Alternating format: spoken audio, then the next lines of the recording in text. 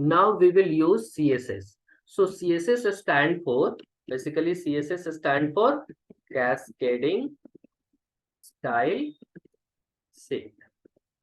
तो अभी जो भी हम लोगों ने पेज बनाया है उसको आप कैसे सजाएंगे, सजाना भी एक बहुत इंपॉर्टेंट रोल है। जैसे कुछ बैकग्राउंड कलर देना, फॉन्ट कलर देना, या पर्टिकुलर टेबल को किस कलर से रखना है, किस तरीके का साइज होगा फॉन्ट का, बोल्ड होगा नहीं होगा, इटैलिक होगा नहीं होगा, लाइक दैट। तो इसको हम कैसे सजाएंगे, क्योंकि HTML टैग आपको सजाने के लिए नहीं देता है। HTML tag only to create the content, to keep the content है। तो CSS क्या करेगा, उसमें थोड़ा सा कॉस्मेटिक चेंजेस लाएगा। कॉस्मेटिक चेंजेस को हम लोग इलोबरेट करके एंड उसमें इम्प्लीमेंट करके हम उस पर्टिकुलर पेज को बहुत अट्रैक्टिव बना सकते हैं। तो हम लोग को अब CSS यूज करना है, दैट मीन्स की कैस्केडिंग स्टाइल शीट यूज करना है। तो स्टाइल शीट से क्लियर है, नाम से ही क्लियर है कि ये स्टाइल बनाने में हेल्प करेगा। तो बेसिकली जो स्टाइल शीट है वो 3 टाइप से होते हैं। 3 टाइप से हम लोग स्टाइल को यहाँ पे क्रिएट कर सकते हैं। फर्स्ट वन इनलाइन CSS बोलते हैं इसको, इनलाइन CSS। इनलाइन CSS क्या होता है? इनलाइन CSS का मतलब है जो आपके टैग के साथ लिखा जाता है।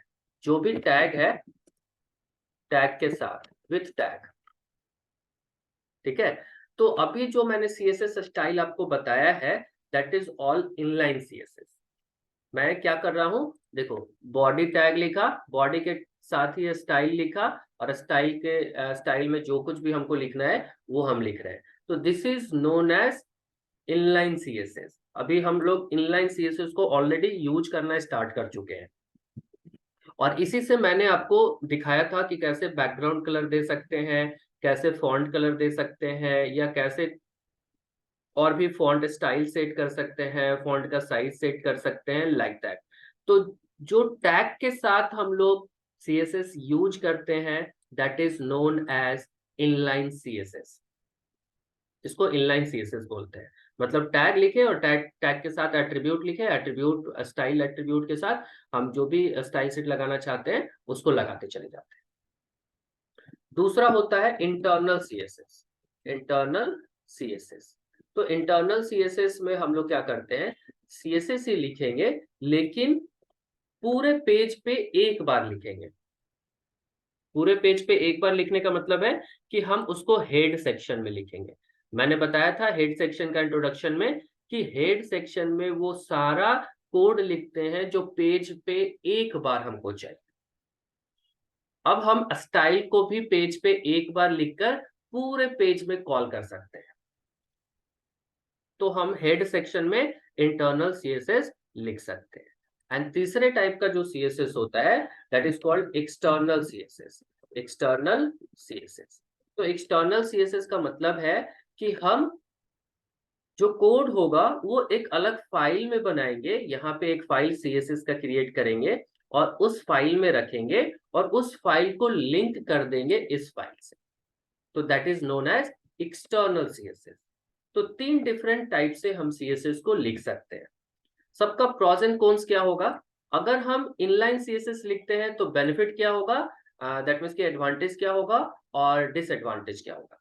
तो इनलाइन CSS का एडवांटेज है कि हम टैग के साथ लिख पा रहे हैं, लेकिन डिसएडवांटेज है कि अगर हमको सपोज एक ही CSS मल्टीपल प्लेस पे लगाना है तो हमको बार बार लिखना पड़ेगा। अगर हमको सिंपली बैकग्राउंड कलर ही, यही बैकग्राउंड कलर हमको मल्टीपल प्लेस पे लिखना है तो मल्टीपल प्लेस पे हमको ये लिखना पड़ेगा। या जैसे मैंने यहाँ भी लिखा, जैसे और भी जगह पे लिखना है, तो जहां जहां हमको बैकग्राउंड कलर करना है या कुछ ऐसा सेटिंग करना है जो कि कॉमन सेटिंग हो सकता था, उसको हमको बार बार लिखना पड़ेगा। ठीक है। तो इनलाइन CSS का फायदा यह है कि हम टैग के साथ लिख सकते हैं, लेकिन प्रॉब्लम यह है कि हम अगर रीयूजेबल चाहते हैं, रीयूजेबिलिटी चाहते हैं, तो वो यहाँ पे आपको नहीं मिलेगी। तो रीयूजेबिलिटी आपको यहाँ पे प्रॉब्लम करेगा, रीयूजेबल कोड नहीं है।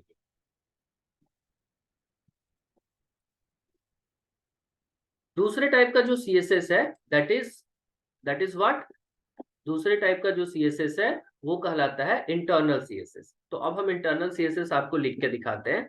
तो इंटरनल सीएसएस का बेनिफिट ये है कि पेज में हम एक ही बार सीएसएस लिखेंगे और उसको मल्टीपल प्लेसेस पे कॉल कर सकते हैं, मल्टीपल प्लेसेस पे कॉल करते हैं। तो हम हेड सेक्शन में क्या करेंगे, स्टाइल टैग का यूज करेंगे। हेड सेक्शन में स्टाइल टैग एक बार लिख सकते हैं और इसके अंदर मल्टीपल सीएसएस डिक्लेयर कर सकते हैं। तो सीएसएस बनाते कैसे हैं, तो ये देखो स्टाइल टैग बना दिए और स्टाइल टैग में हम सीएसएस डिक्लेयर करेंगे। तो सीएसएस डिक्लेयर करने का भी बहुत सारा तरीका होता है। जैसे बोलते हैं टैग बेस्ड सीएसएस, जो सीएसएस डिक्लेयर होता है वो सीएसएस हो सकता है टैग बेस्ड सीएसएस या फिर क्लास बेस्ड सीएसएस। तो टैग बेस्ड सीएसएस भी लिख सकते हैं, क्लास बेस्ड सीएसएस भी लिख सकते हैं और आईडी बेस्ड सीएसएस भी लिख सकते हैं। तो ये तीनों का एग्जांपल हम आपको दिखाएंगे कि कैसे हम टैग बेस्ड सीएसएस लिखते हैं, कैसे क्लास बेस्ड सीएसएस लिखते हैं और कैसे आईडी बेस्ड सीएसएस लिखते हैं। आइडेंटिफायर इसको बोलते हैं, ID means identifier based CSS होता है। तो टैग बेस्ड सीएसएस कैसे लिखते हैं, तो टैग बेस्ड सीएसएस हम एक लिख के दिखाते हैं। तो टैग बेस्ड सीएसएस में हमको उस टैग का नाम लिख देना है जिस टैग के लिए हम सीएसएस लिखना चाहते हैं। लेट्स से कि हमको बॉडी के लिए सीएसएस लिखना है, तो बॉडी के लिए हम सीएसएस लिखना स्टार्ट कर रहे हैं, तो बॉडी टैग लिख दिए और बॉडी यहाँ पे सीएसएस जो भी लिखाएगा वो करली ब्रेसेस में लिखाएगा। This is the opening and closing curly braces. तो बॉडी टैग के लिए जितना भी आपको सीएसएस स्टाइल सेट सेट करना है वो सारा स्टाइल सेट आप इस करली ब्रैकेट ओपनिंग एंड क्लोजिंग के बीच में लिख दो। Like what, like this. हम बैकग्राउंड कलर देना चाहते हैं, बैकग्राउंड कलर हम यहाँ दिए है ना, अब यहाँ से हटाकर हम बैकग्राउंड कलर यहाँ लिख रहे हैं और यहाँ से स्टाइल को हम हटा दे रहे हैं। ठीक है, इनलाइन सीएसएस को अब हम हटा के क्या कर रहे हैं, अब हम एक इंटरनल सीएसएस यूज करती है। तो बॉडी टैग यहाँ लिखा हुआ है और बॉडी टैग का सीएसएस लिखा हुआ है। तो बॉडी टैग का सीएसएस बैकग्राउंड कलर क्या लिखे, एस ब्लू, और इसको टर्मिनेट करते हैं अगर मोर देन वन स्टाइल लगाना है तो बैकग्राउंड कलर हम देना चाह रहे हैं। तो जैसे ही इसको बॉडी टैग इनकाउंटर होगा ये इस स्टाइल सेट को खोज लेगा और खोजकर जो इसका कलर है ये कलर इंप्लीमेंट कर देगा। तो मेरा आउटपुट तो है, आउटपुट में कोई डिफरेंसेस नहीं आएगा, बट लिखने का स्टाइल और स्टैंडर्ड चेंज हो रहा है। तो अगर हम इस पेज का आउटपुट देखेंगे, देखो हम व्यू इन ब्राउजर कर रहे हैं, तो आउटपुट मेरा बिल्कुल सेम होगा क्योंकि मैंने टैग बेस्ड सीएसएस लिख दिया। तो बॉडी का जो कलर मैंने दिया था सेम बॉडी का कलर आ रहा है, बॉडी का कलर वही है। तो बॉडी के साथ हम स्टाइल नहीं लिख के बॉडी टैग के लिए हम स्टाइल लिखते हैं। सेम काम हम कर सकते हैं टेबल के लिए। टेबल के लिए हम लोग ऐसे बनाएंगे और टेबल का जो हम यहाँ पे बैकग्राउंड कलर रखे हैं तो यहाँ पर ना रख के हम क्या करेंगे, यहाँ पे रख दिए। ये टेबल के लिए हो गया। तो टेबल टैग जैसे ही मिलेगा, टेबल टैग जैसे ही मिलेगा ये क्या करेगा, उसका बैकग्राउंड ये कर देगा। तो अब फिर रिफ्रेश कर रहे हैं, देखो टेबल का बैकग्राउंड एज इट इज रह गया। तो बोलोगे बेनिफिट क्या हो रहा है सर, तो बेनिफिट होने का ये मतलब है कि सपोज इस वाले में जैसे दो टेबल है तो दोनों टेबल के लिए हमको अब सीएसएस लिखने की जरूरत नहीं है। जहां जहां टेबल टैग एनकाउंटर होगा वहां वहां क्या करेगा, ये मेरा सेम कर देगा। जबकि दूसरा टेबल में मैंने क्या करा था, दूसरे टेबल के लिए मैंने अलग से स्टाइल शीट लगाया था, बट मैं ये दिखा रहा हूं कि जहां भी टेबल टैग आपको मिलेगा उस सारे का कलर क्या करेगा, बैकग्राउंड कलर ये कर देगा। देखो इसमें दो टेबल, इस पूरे पेज पे दो जगह टेबल टैग यूज किया हुआ है तो दोनों जगह का ये बैकग्राउंड कलर सेम कर देते। तो जहां जहां वो टैग इनकाउंटर होगा उस जगह का वो कलर वो कर देगा। ठीक है, तो ये रीयूजेबिलिटी फीचर इनहैंस होता है।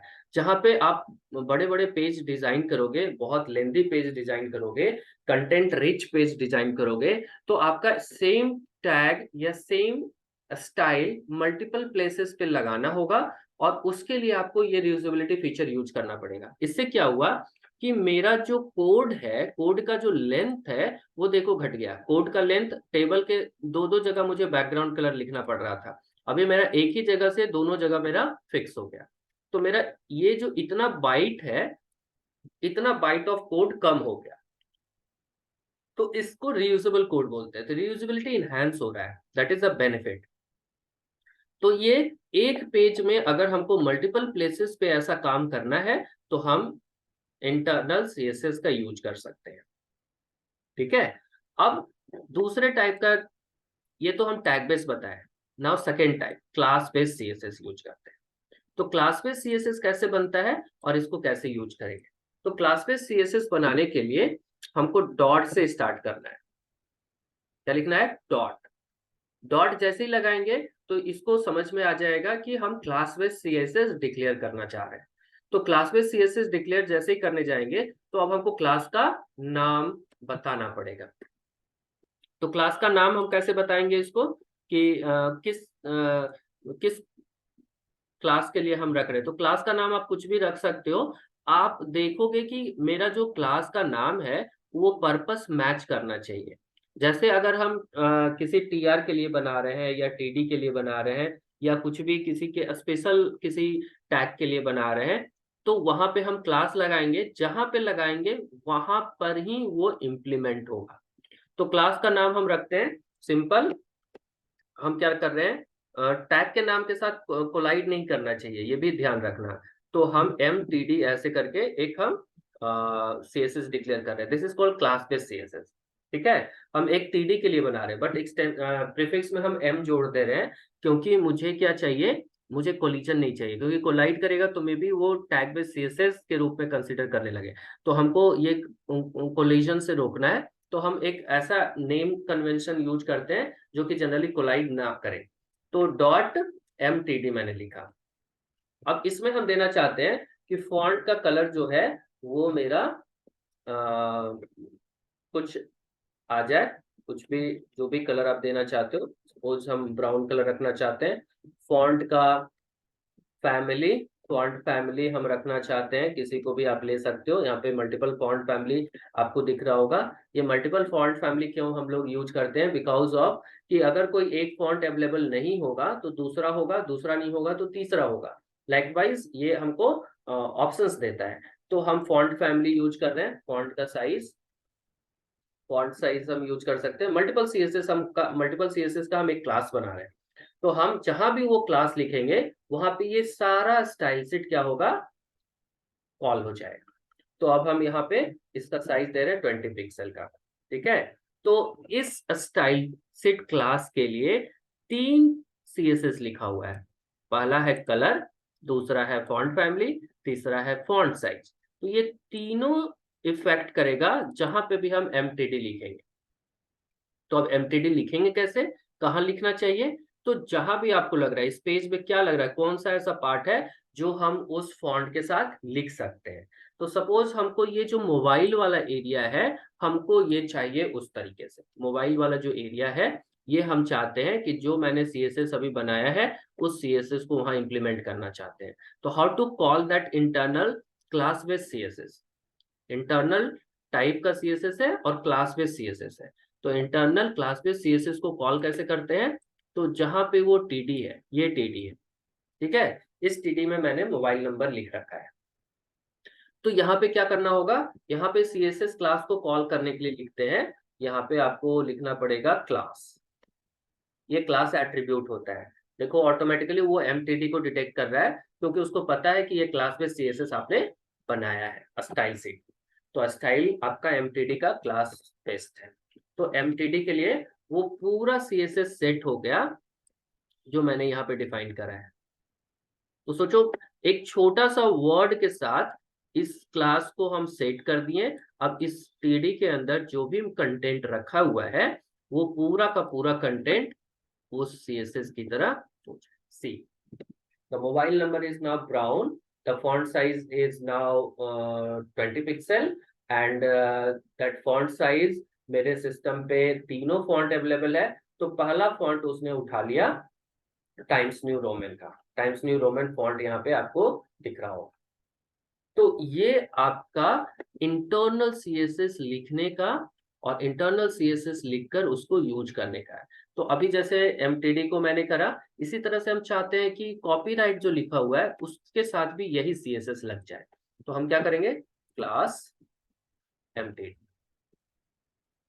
ठीक है। अब जब हम इसको रिफ्रेश करेंगे तो नीचे जो आपका ये कॉपीराइट जो लिख रखे थे वो कॉपीराइट भी सेम कलर से और सेम तरीके से यहाँ पे आ चुका है, आ गया ना। तो इस तरीके से